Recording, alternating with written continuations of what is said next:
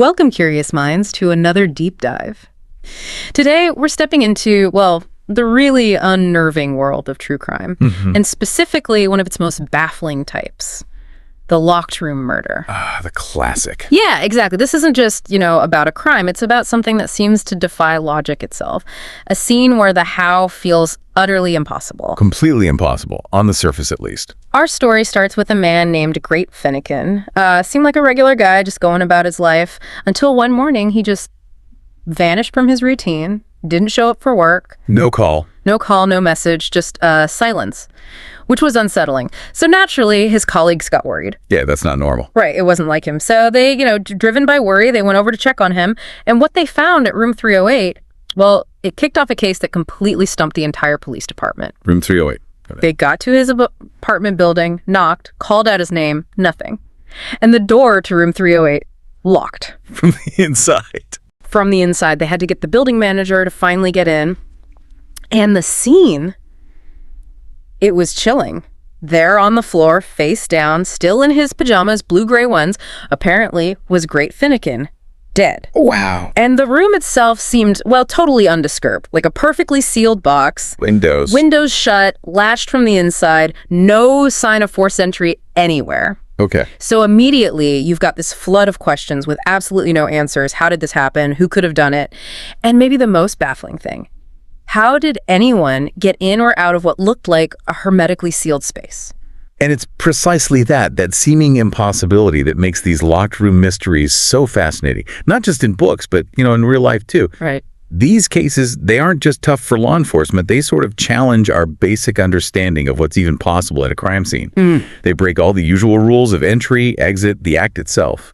It forces investigators to think way outside the box, doesn't it? It really does. To consider how maybe perception was manipulated or how something impossible was just made to look real. It's a huge test of observation, of deduction. And it definitely pushed them. I mean, despite the undeniable fact that Great Finnegan was dead, the police were just up against this impenetrable wall, an enigma. So they followed standard procedure, presumably. Oh, yeah. Meticulously processed the scene, dusted everywhere for prints, looked at fibers, searched for hidden spots, checked the walls, ceiling, everything. Oh. No weapon found, no signs of a struggle, nothing at all to indicate another person had even been in that room. Wow. The case just spiraled. It became a dead end, almost before it really started, a cold case waiting to happen because the facts just wouldn't add up. They just couldn't make it make sense. Exactly. And this complete stalemate, it led to a really critical moment. They were facing an absolute brick wall, no conventional leads left. So the police department did something pretty rare, actually, quite telling. They decided they needed outside help. Interesting. They had to call in someone from outside their own ranks, a private detective. Not just any PI, I'm guessing. Not just any PI. This was someone known for an almost uncanny knack for solving cases that had stumped everyone else, the kind deemed truly unsolvable. Looking at the bigger picture, that really highlights something important about problem solving, especially in complex things like investigations. Yeah. When your usual methods fail, when your internal resources just aren't enough, sometimes that outsider's view, that fresh perspective, it's crucial. A different way of seeing things. Exactly. It's not just about more data. It's about processing it differently. It makes you wonder what kind of mindset or maybe approach lets someone see clues that a whole train department might miss. Especially in such a tangled mess. Right. It's about challenging the assumptions that maybe led everyone else down that dead end. And the man they called in, the one they hoped could crack the impossible case of room 308, was Ken Brennan. Ken Brennan, okay. Now, you might not recognize the name immediately, but in the investigation world, he picked up a nickname, one that really tells you a lot about his reputation. Oh. They called him the Batman of real life. Wow, the Batman of real life. Yeah. That's quite a title. It is, isn't it? And he earned it because, well, much like the comic book character, he had this unparalleled reputation. He took on the cases that baffled everyone, the ones where hope was basically gone. The last resort. Pretty much. He was the guy who could walk into a scene, look at the exact same evidence everyone else had seen, and somehow find the missing piece, the detail everyone overlooked, the path to the solution. That's incredible. So for the death of Great Finnegan in room 308, Ken Brennan was quite literally their last hope for unlocking its secrets. The significance of someone like that in criminal investigation is huge. It's not magic, obviously. No. It's about a different kind of expertise.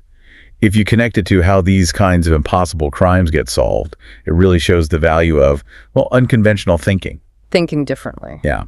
Many locked room mysteries, fiction or real, they often hinge on some brilliant misdirection or maybe a clever use of physics or perception that isn't obvious. Yeah. Brennan's skill wasn't just collecting facts. It was like a different way of analyzing evidence, maybe superior pattern recognition, and often a really deep understanding of human psychology. That lets him anticipate motives or actions others wouldn't even consider. He's connecting dots beyond just the forensics, using human behavior, how people observe things or fail to observe them. That makes sense. It suggests that, yeah, systems and procedures are vital, but that human element, intuition, lateral thinking, being willing to question basic assumptions, that remains absolutely key for these really tough problems. Okay, that's fascinating. So when the police hit that wall with room 308, what specifically does an outsider like Brennan bring? Is it just a mindset or? Well, often it's about challenging the very first premise. Police, naturally, they look for evidence of how, within known methods, forced entry, struggle, a weapon. Standard procedure. Exactly. Brennan might start by assuming the impossible isn't impossible, just misunderstood. His first step would likely be to re-examine everything that maybe got dismissed as irrelevant early on. Like what, for instance? Like, in a locked room, he wouldn't just note door locked from inside. He'd dig into the mechanics of that specific lock. Any tiny flaws. Could it be manipulated remotely? Or maybe after the fact? Ah, okay. Deeper into the details. Right. He'd question the timing. Could someone have left after the death, then triggered the lock somehow? Maybe a time delay or something remote. He'd also look for signs of staging. Did the victim's position, even face down, offer any tiny clue about a last action? It's about scrutinizing the mundane stuff. Because that's where the clever solutions hide. Often, yeah. The solution is almost never supernatural. It's human ingenuity, just maybe used for darker purposes. Which brings us right back to Great Finnegan in room 308. A man dead, room sealed, police stumped. And the stage is set for Ken Brennan, this real-life Batman, to face a crime where the how just seemed completely impossible. He wasn't just another investigator, he was a whole different lens on the same baffling fact. A chilling situation. It really is. A chilling reminder that sometimes the scariest crimes are the ones we can't even start to explain logically. And that leaves a really important question for you listening right now. What tiny detail, what overlooked clue could possibly exist in a room that seems perfectly sealed? What could allow a detective like Ken Brennan to unravel a mystery that stumped an entire police force?